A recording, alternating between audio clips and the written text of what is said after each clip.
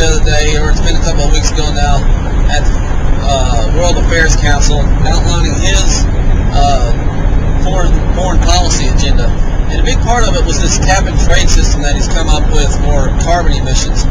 And this thing is wrong on so many different levels. And the first level should be enough to carry the argument, but as seems to be the case, you have to really get into the minutia of it to totally defeat these guys, because they refuse to listen to common sense.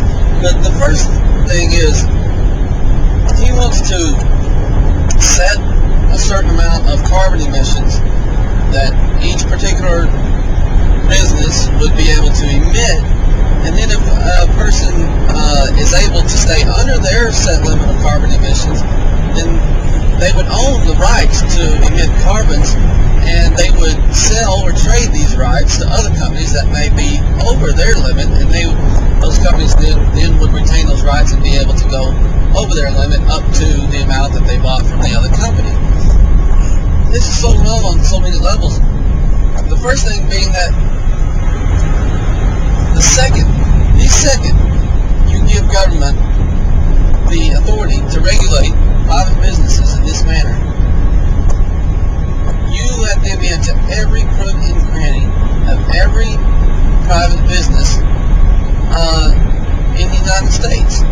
And all the privacy and protection from government interference that's guaranteed in the Constitution is immediately thrown out the window. Because if they have the power to regulate how many carbons you can emit, well, they're not going to stop at carbon emissions. Soon it's going to be, where you can place your equipment, what you can pay your employees. And we've already seen a lot of this, but it'll only get heavier the more that we agree it's government's job to regulate industry. And it'll soon be to what types of products you can make, and how much you can pay employees, how much top executives can make. It'll totally destroy any presumption of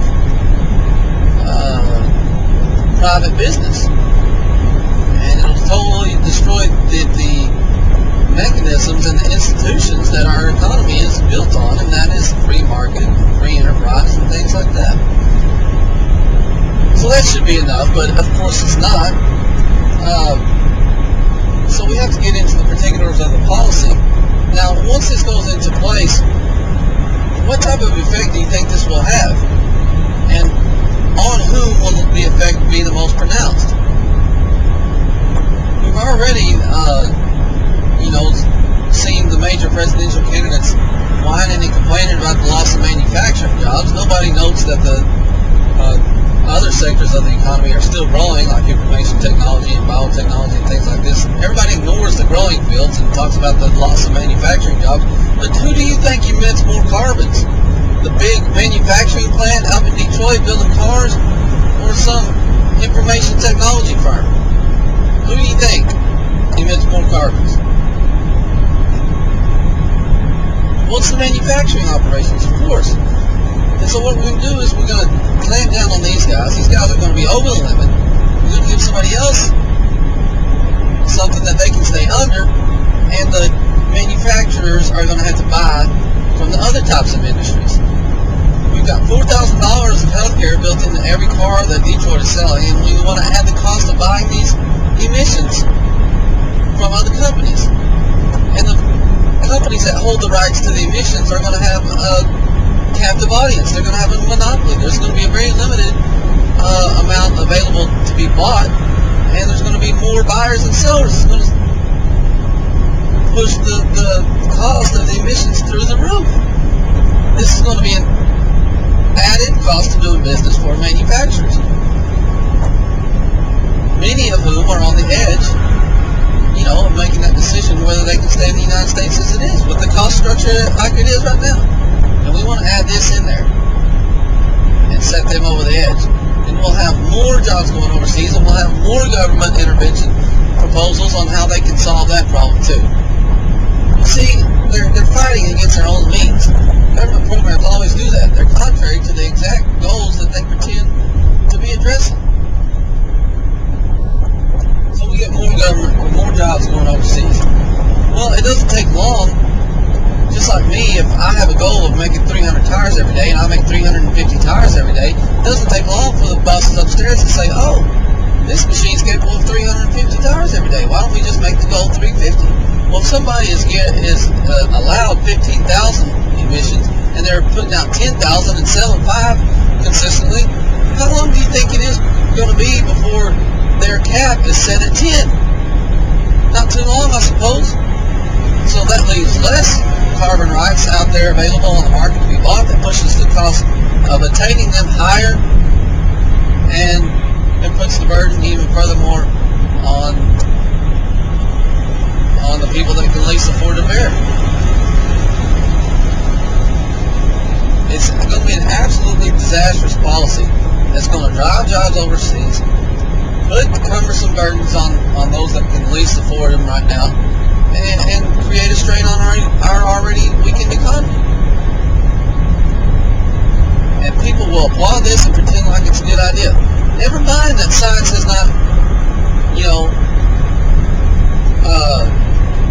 figured out completely if these are even human, if global warming is man-made, or if we can do anything to change global warming, climate change. We're just going and assuming that that's all for sure, and we're going to make these disastrous policies on top of it. Even if it were true, these would be disastrous. Then he wants to enter in with some type of international agreement that would put us at a further disadvantage. The Kyoto Agreement, China and other developing nations were not subject to the regulations proposed in Kyoto. Why in the world would we enter into an international treaty that would put us at a distinct disadvantage in the world market and global competition?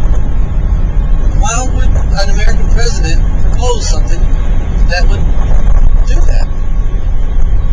Then you automatically see China and India and these other countries begin to make gains on us. Jobs going over there, companies defecting over there. The defecting companies always get the attention, but what about the emerging companies? What about the companies that just don't ever decide to build businesses in America? So the domestic policy of cap and trade, the international push to join some type of international coalition in a global warming agreement, all disastrous. And the American public will stand up and applaud. Oh, John McCain got great applause when he made these proposals at the World Affairs Council. You would have thought he was a hero. I can only hope this is going to be like, the Obama and Clinton proposals that they're having to say to get the nomination. I can only hope that this is hyperbole, and he'll have to be forced by practical matters to kind of tone down the rhetoric once he gets in office. But I'm afraid